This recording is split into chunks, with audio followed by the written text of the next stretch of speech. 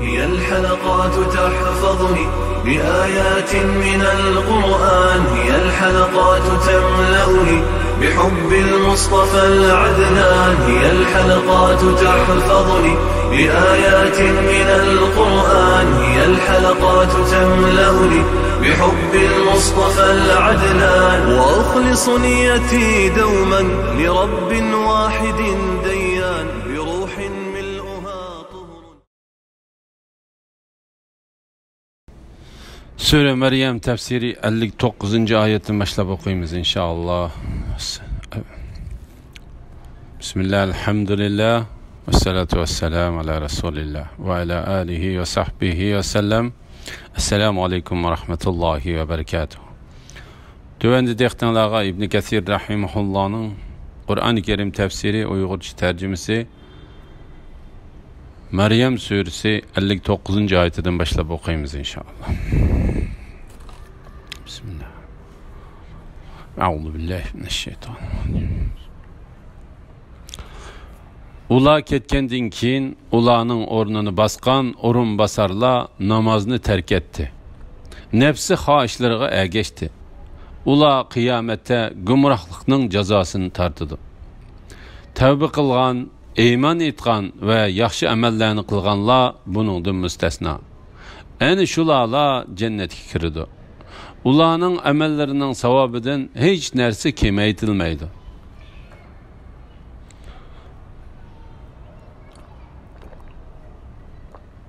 Ulardan keyin kelgen yaxşı yaman kişiler. Allah Teala yukarıdaki ayetlerde peygamberler ve ulağa ergeçken, Allah Teala'nın buyruklarını orunlagan, Allah Teala'nın perzini ada kılgan, onun toskan işlerinden yanganlardan ibaret dünya ahiretinin baxt saadetiga erişken bir guruhning ahvalını bayan kılıp bulup, keynidilla namaz ve namazdan başka perzlerini ada kılmaydigan, dünyanın eyş işretleriga berilip, dünyanın terikçiligi bilen bahriman bolışqa razı bulup, onun bilen xursand bolgan. Ondan kıyamet günü ziyan tartıdığan bir guruh kişilerinin ahvalını bayan kılışını başlap mındaq dedi.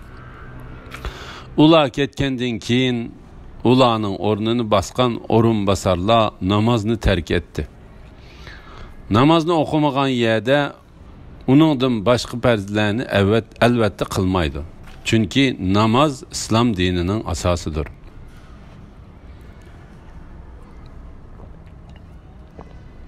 Evzai Musa İbni Süleyman'dan bu ayetinin manası hakkında Kasım İbni Muhaymire'nin mundaq deganligini rivayet kıldı. Yani ula namazını fakat okumadı emas, belki namazını okudu ve lekin öz vaxtida okumadı. Eğer ular namazını fakatlı okumagan bolsa, bu küfürlük hesaplandı. İbn Mes'ud radıyallahu anhu Allah Teala'nın Kur'an'da şundaq namaz okuguchilar var ki ular namazını gaflet bilen okuydu. Ular namazga hamisha riaya qilguchilardir.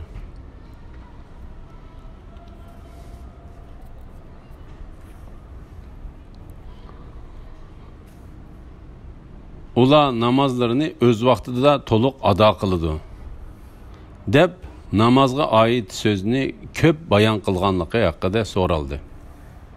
İbn Mesud radıyallahu anhu bu ayetlerinin hemmesinden namazının vakitleri maksat kılındı. Yani bir kısım kişiler namazlarının vakitlerinden gafil. Bir kısım kişiler namazının vaktiga hamisha rioya qilguchidir. Ve ula namazını öz vaxtida toluq ada qilguchidir deganlik bo'ladi deb javob berdi. Ula mundaq dedi. Biz buningdan namozni faqat o'qimaslik ko'z tutildi deb qaraydik. İbn Mesud radıyallahu anhu namozni faqat o'qimaslik kufrlik hisoblanadi dedi. Masruq bir kishi 5 vaqt namozni öz vaqtida o'qimasa, u g'afillarning qatoriga yeziladi. 5 vaqt namozni öz vaqtida o'qimaslik halokatga ilib bordi dedi.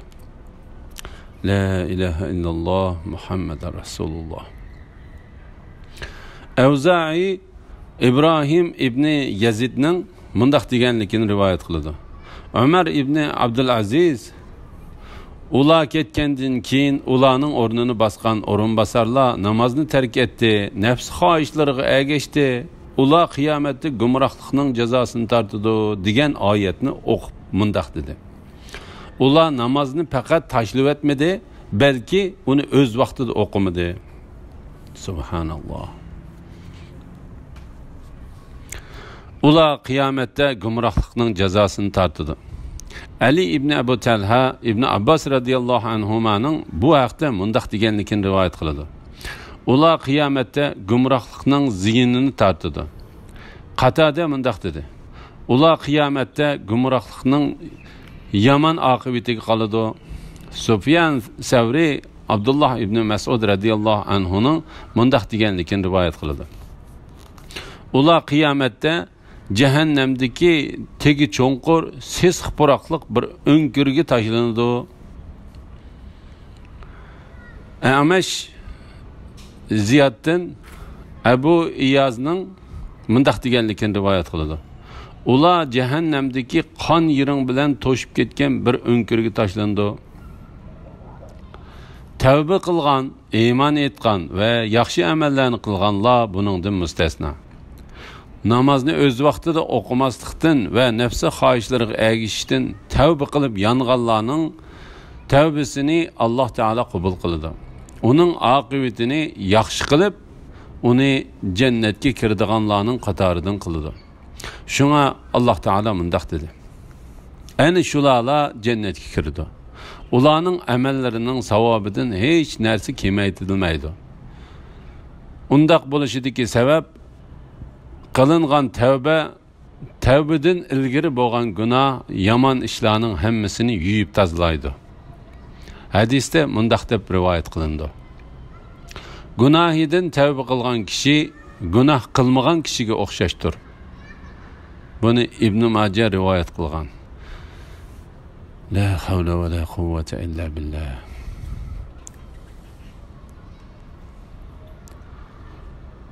U doimiy turalg'i bo'lgan marhamatlik Alloh bandalariga va'da qilgan, ular ko'may turib ishongan jannatlardir. Allohning jannat bilan qilgan va'dasi cho'qim ishga oshidi. Ular jannatda behuda so'z anglamaydi. Faqat farishtalarning ularga bergan salomini anglaydi. Ular jannatda atigan oqshomda ko'ngli taqan yemak-ichmaklardan rizqqa ega bo'lib turdi. Bandalarimiz ichidagi taqvodorlarga biz miros qilib beradigan jannat ana shu. Haqiqiy tavba qilguvchilarga beriladigan jannatning sifati. Alloh taolo gunohlaridan tavba qilgan kishilar kiradigan jannatlarni sifatlab mundaq dedi. U doimiy turalg'i bo'lgan marhamatlik Alloh bandalariga va'da qilgan, ular ko'may turib ishongan jannatlardir. Allohning jannat bilan qilgan va'dasi cho'qim ishga oshidi. Bu ularning jannatga kiradiganligini texmi kuchlantirishdir. Alloh taolo haqiqatan qilgan va'dasiga xiloflik qilmaydi. Alloh taolo bu vaqtda mundaq deydi. Allohning va'dasi cho'qim amalga oshidi. Chunki Alloh va'dasiga xiloflik qilmaydi. Ular jannatda behuda so'z anglamaydi. Faqat farishtalarning ularga bergan salomini anglaydi. Ya'ni jannatda dunyodikiga o'xshash behuda gap so'z yo'qdir. Alloh taolo bu vaqtda mundaq deydi. Ular jannatda behuda va yolg'on so'zlarni anglamaydi. Faqat salom so'zini anglaydi. Ular jannatda atigan oqshomda ko'ngli taqqan yemak-ichmaklardan rizqqa ega bo'lib turdi. Bu oyatdan jannatdami bu dunyodagi o'xshash kech-kunduz bor deganlik chiqmaydi. Bu oyatdan jannatdami bu dunyodagi o'xshash kech-kunduz bor deganlik chiqmaydi. u yerda kech kunduz deydigan ish yo'q. Jannatga kirganlar vaqtning o'tganligini faqat nurlar orqali biladi. İmam Ahmed Abu Hurayra radhiyallohu anhudan Payg'ambar alayhissalomning bu vaqtda mundaq deganligini rivoyat qiladi. Jannatga tunji bo'lib kiradigan kishilarning suratlari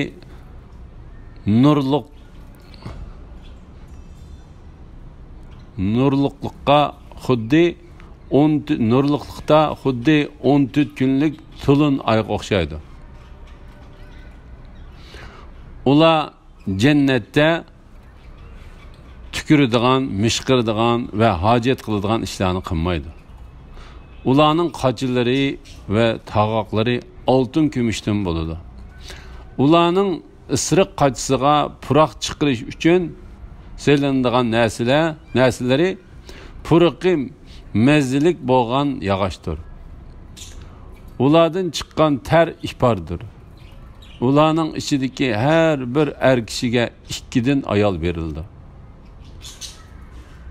Ular ayollarning chiroyliqligidan ularning pochiqining yiliki go'shining ustidan ko'rinib turdi. U ayollarning chiroyliqligidan ularning pochiqining yiliki go'shining ustidan ko'rinib turdi. Ularning orasida o'ch adovat va dushmanlik bo'lmaydi. Ularning dillari bir kishining dilidek bo'ladi. Ular etigini akşamı Allah Teala'ga tesbih etdi. La ilahe illallah Muhammed Resulullah. İmam Ahmed İbn Abbas radıyallahu anhumadan Peygamber aleyhisselamның mundaq deganligini rivoyat qiladi. Şehitlerge cennetning darvozalari oldidagi yeşil gumbaz ichida iqib turadigan o'stan bo'ladi. Ularning rizqlari atigan va kashlarda jannatdan chiqarilib turiladi. Bandalarimiz ichidagi taqvodorlarga biz miros qilib beradigan jannat ana shu. Ya'ni biz mushu katta sifatlar bilan sifatlagan jannat kengchilikdimi va qiyinchilikdimi Alloh taologa bo'ysungan, ochiqlarini ichiga yuta olgan va kishilarning xatoliklarini kechirgan taqvodor bandalarga miros qilib beradigan jannatdir. Alloh taolo jannatni mu'min, taqvodor bandalarga miros qilib beradiganlik to'g'risida mundaq dedi. Mu'minlar haqiqatan baxtga erishdi. Shundaq mu'minlarki ular namozlarida Allohning ulug'ligidan sur besib ketganlikdan ayminib turg'uchilardir. Ayni shular, ya'ni yuqorqi sifatlarga ega mu'minlar noz-u ne'matlik jannatning varislaridir. Ular yuqori darajalik jannat Firdavsga varislik qiladi.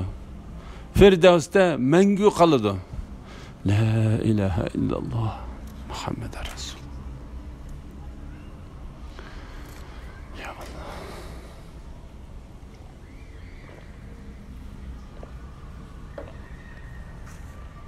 Biz dunyoga Rabbimning emri bilan tushimiz. Bizning oldimizdagi, orqamizdagi va oldi keynimiz orasidagi ishlarning hammasi Allohning ilkididir. Rabbim bandalarining amallaridan hech narsani unutmaydi. U osmonlarning, zamin va ularning orasidagi shaylarning Rabbidir. Uningga ibodat qilgin. Allohning ibodatiga chidamliq bo'lgin. Sen onun şirki barlığını bilemsen, feriştilerinin Allah Teala'nın buyruğu bilen düşüdüğanlık. İmam Ahmed İbn Abbas radıyallahu anhumanın mundaq deganligini rivayet kılıdı. Peygamber aleyhisselam Cibril aleyhisselam'a sen nemi sebeptin bizni hazır kıldın mı köprek ziyaret kılmaysan dedi. Şunun bilen biz dünyaya Rabbingning amri bilan tushimiz.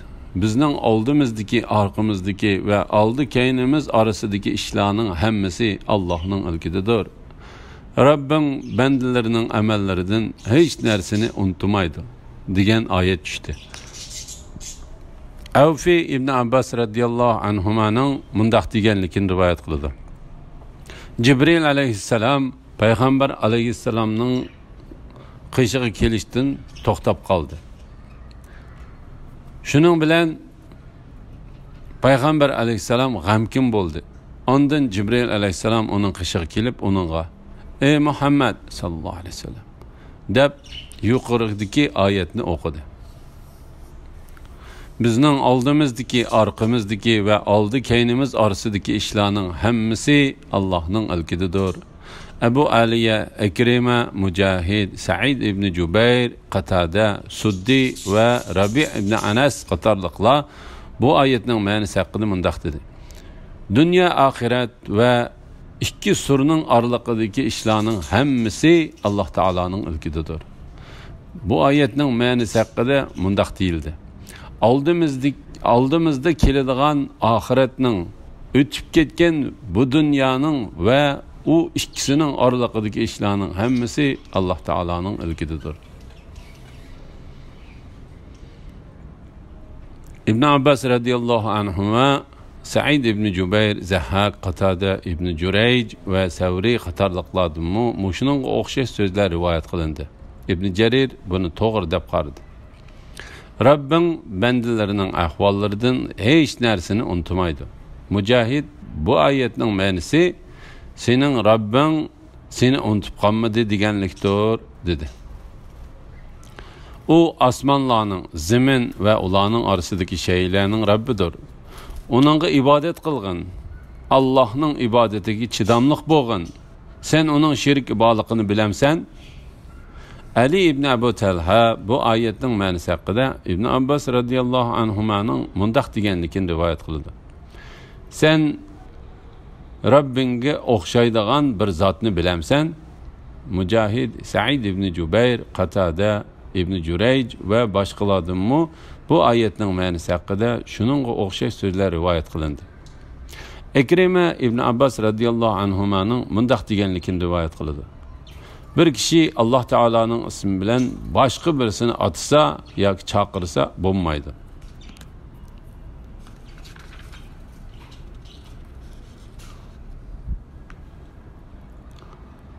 İnsan, ya'ni o'lgandan keyin terilishga e'tiqod qilmaydigan kofir, men o'lgandan keyin cho'qim terilamdim deydi. İnsan, biz onu ilgari yo'qdan bor qilganligimizni eslamamdi.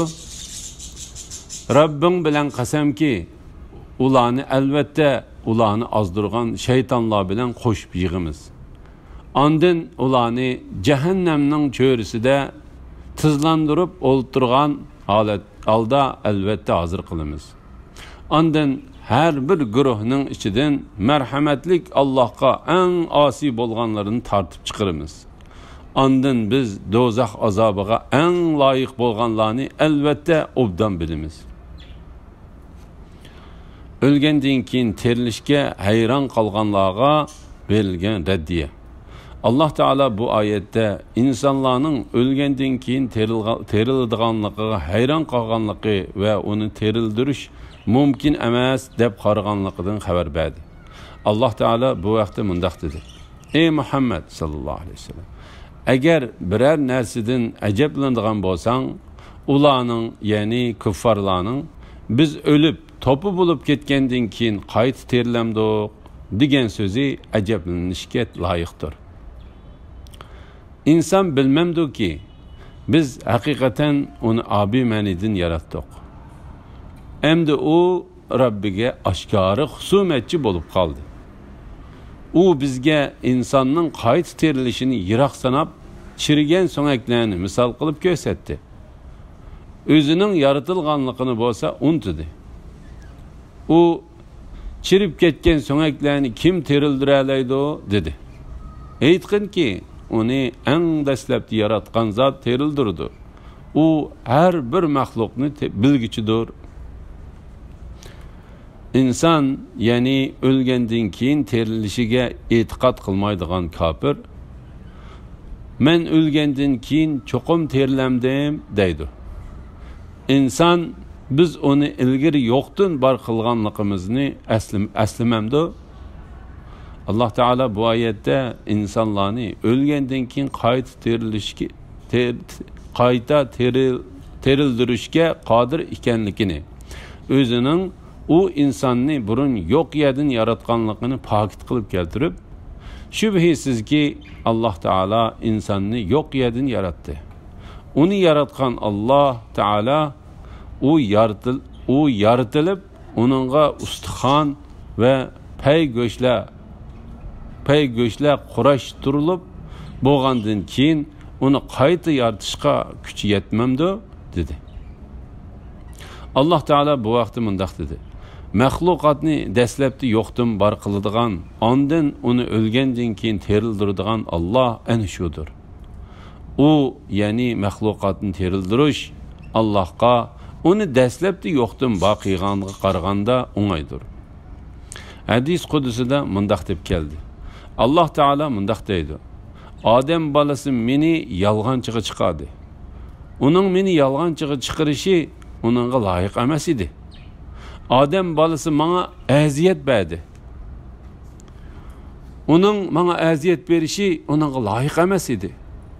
Uning meni yalğançıga chiqarishi uning Allah Teala meni burun yo'q yerdan yaratganga o'xshash o'lgandan keyin ikkinchi qirdim hergiz terildirolmaydi degan so'zidir. Uni yo'q yerdan tunji qitim yaratish, uni o'lgandan keyin ikkinchi qitim yaratishdan o'ng'ay emas.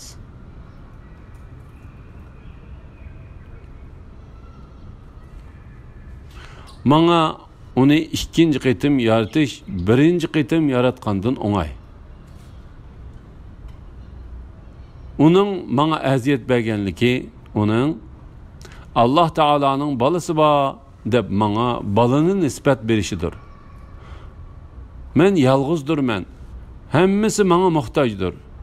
Men balı tapqanmı ve tuğulganmı emas men. Men hiç kişi manga tengdaş bolalmaydigan bir zatdır men. La ilahe illallah Muhammed Resulullah. Rabbim bilen qasam ki ulanı elbette ulanı azdırgan şeytanlar bilen qo'shib yig'imiz. Ondan ulanı cehennemning cho'risida tizlandirib o'ltirg'izgan holda elbette hazır qilamiz. Avfi bu oyatning ma'nosi haqida İbn Abbas radhiyallohu anhumaning mundaq deganligini rivoyat qildi. Ondan biz ulanı cehennemning cho'risida tizlandirib o'ltirg'izgan holat keltiramiz. Allah Teala bu vaqtda mundaq deydi. Her ummatni qo'rqinishning qattiqligidan tizlangan holda ko'rsan. Suddi mundaq dedi. Ondan biz ularni cehennemning cho'risida o'ri turg'izgan holatda keltiramiz. Bir qitim İbn Mas'ud'ni bununla o'xshash so'z rivoyat qilindi. Bir qitim İbn Mas'ud'ni bununla o'xshash so'z rivoyat qilindi. Ondan her bir guruhning ichidan marhamatlik Allohga eng asi bo'lganlarini tartib chiqaramiz. Mujahid her bir ummatdan tartib chiqaramiz deganlikdir dedi. Savri Ali ibn Aqmardan İbn Mas'udning mundaq deganligini rivoyat qildi. Birinchi sapda manganlar keynidagi saptikilar kelib bo'g'icha to'xtatilib turdi. Ularning oldi keyni kelib, hammasi to'liq yig'ilib bo'lganda, hammasi biroqla cehennemga elib kelindi. Ondan cehennemga kirgizilish jinoyatlari eng ig'irlaridan boshlandi. La ilahe illallah Muhammed Resulullah. Allah Teala bu vaqtda mundaq deydi. Allah hammaga ikki hassa azob berildi. Lekin sizlar azobning dahshatini bilmaysizlar deydi. ularning orasidagi ilgirikilar keyingilarga sizlarning bizdan hech qanday ortiqchiligingiz yo'q, ya'ni gumrohlikda va azobga tegishli bo'lishda bir-birimizga o'xshashmiz. Qilmishlaringlar tufaylidan azobni tetinglar deydi. Ondan biz do'zax azobiga eng loyiq bo'lganlarni albatta obdan bilamiz. Alloh taolo jahannamga kimning loyiq ekanligini biladiganligi haqida mundaq dedi. Alloh hammaga 2 hassa azob berildi. Lekin sizlar azobning dahshatini bilmaysizlar deydi. Elhamdülillah. Allah şükürler olsun. Yukarıda Sure Meryem tefsirinden 70. ayetçe anladınlar. Ahirini keyin qatamliq o'qishimiz davomlashtiramiz inşallah. Ve sallallahu ala Muhammed ve ala alihi ve sahbihi ecmaîn. Esselamu aleyküm ve rahmetullahi ve berekatuhu.